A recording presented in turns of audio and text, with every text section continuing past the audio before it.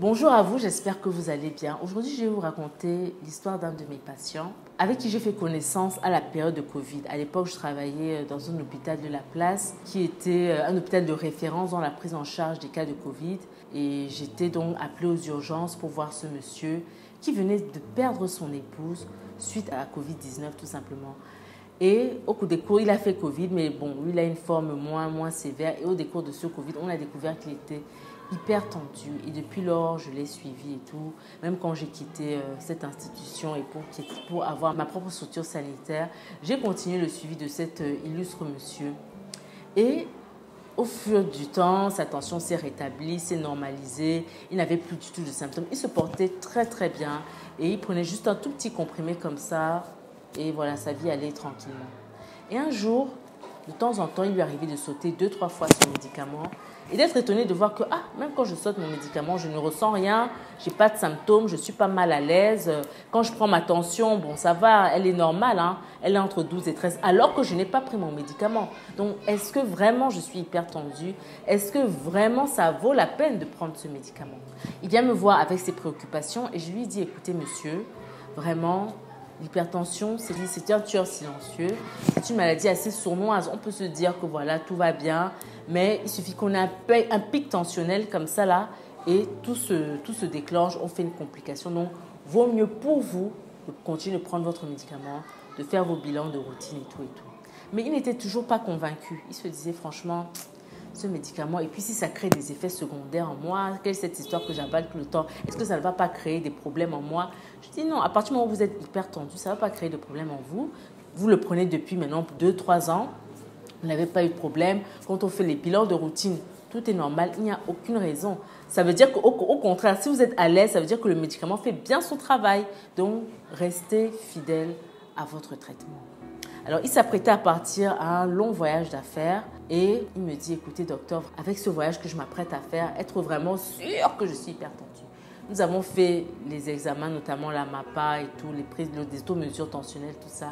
Il avait des chiffres modérément élevés, mais il se dit, bon, même si c'est modérément élevé, peut-être que c'est parce que je n'ai pas bien dormi, peut-être c'est parce que je suis stressée avec ce voyage que je prépare, peut-être que, est-ce que vraiment je suis hyper tendue? J'ai dit, monsieur, vous pouvez faire peut-être 2-3 jours sans prendre le traitement, vous êtes à l'aise, vous vous sentez bien, vous avez l'impression que tout va bien. Mais sachez que le jour où vous allez faire un pic tensionnel, parce que vous êtes à une réunion, parce que vous êtes énervé, parce que vous êtes, bref, pour toutes sortes de raisons, cela pourrait ne pas vous pardonner parce que vous n'avez pas pris le médicament ce jour-là. Et l'hypertension fait partie de ces maladies où ça ne pardonne pas. Quand vous avez fait une complication, après, il faut prendre plus de médicaments, il faut faire plus de bilans. Il y a tout un cheminement, il y a des séquelles qui peuvent rester. Si vous êtes insuffisant cardiaque, ça va limiter vos efforts, vous serez plus essoufflé. Si vous faites un AVC, vous pouvez avoir une paralysie, vous pouvez perdre la parole, ainsi de suite. Donc, est-ce qu'on a besoin de vivre tout ça? Mieux vaut prendre ce traitement et puis vous êtes tranquille. Le monsieur voyage et je n'entends pas parler de lui pendant 1 an. Je me dis forcément, il est peut-être bien suivi là où il est, tout se passe bien pour lui. Un jour, je reçois un appel étranger et il se trouve que c'est lui. Il me dit, docteur, franchement, je me sens pas bien, je suis fatiguée, j'étais à une réunion.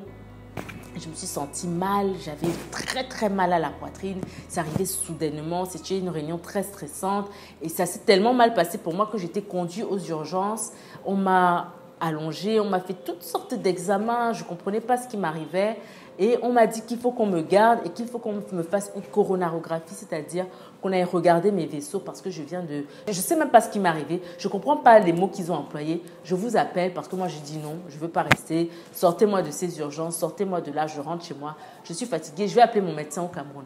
Et quand il m'envoie tous les bilans qu'il a fait dans un illustre hôpital américain d'un très grand pays, je me rends compte qu'en fait, il a fait une crise cardiaque. Il avait les signes d'une crise cardiaque. Et quand je l'interroge sur les symptômes qu'il a reçus, parce qu'il est passé rapidement, il a minimisé cette douleur-là, c'était en effet une vraie crise cardiaque. Je lui ai dit, monsieur, retournez tout de suite aux urgences. Vous venez de faire une crise cardiaque. Il faut prendre le traitement adéquat.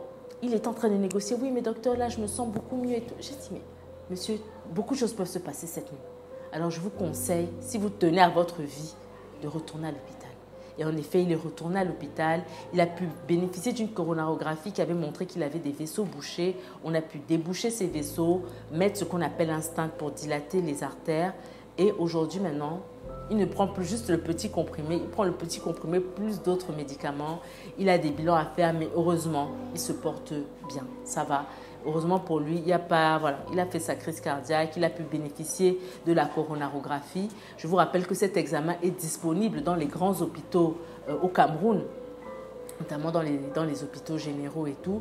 Ce n'est pas tout le monde qui a accès à l'assurance. Donc, quand on est face à des complications qui impliquent certaines implications financières, et on sait que voilà, ça va avoir un retentissement lourd, que ce soit sur notre santé mentale, que ce soit sur le plan physique, que ce soit sur le plan social, que ce soit sur le plan professionnel, je pense que vaut mieux être fidèle à son traitement. N'abandonnez pas votre traitement. Continuez de le prendre. C'était juste un témoignage de passion, juste pour vous encourager à toujours prendre votre traitement pour les hypertendus et les autres maladies éventuellement. Parce que les complications, on ne sait pas quand elles peuvent arriver. Parfois, elles arrivent même sur un terrain qui semblait, contrôlé, ou bien on avait l'impression qu'on maîtrisait tout parce qu'on n'a pas de symptômes. On fait une énorme erreur en abandonnant ce traitement. Voilà, ce sera tout pour aujourd'hui. J'espère que vous avez apprécié cette vidéo. Likez, commentez, partagez. Et si vous voulez en savoir plus, allez sur notre site internet où nous abordons les sujets des douleurs thoraciques de long en large. Et si vous avez des doutes, vous avez besoin d'un second avis, n'hésitez pas à prendre une téléconsultation. Où que vous soyez sur la planète, nous sommes à votre disposition. Gardez vos cœurs plus que toute autre chose.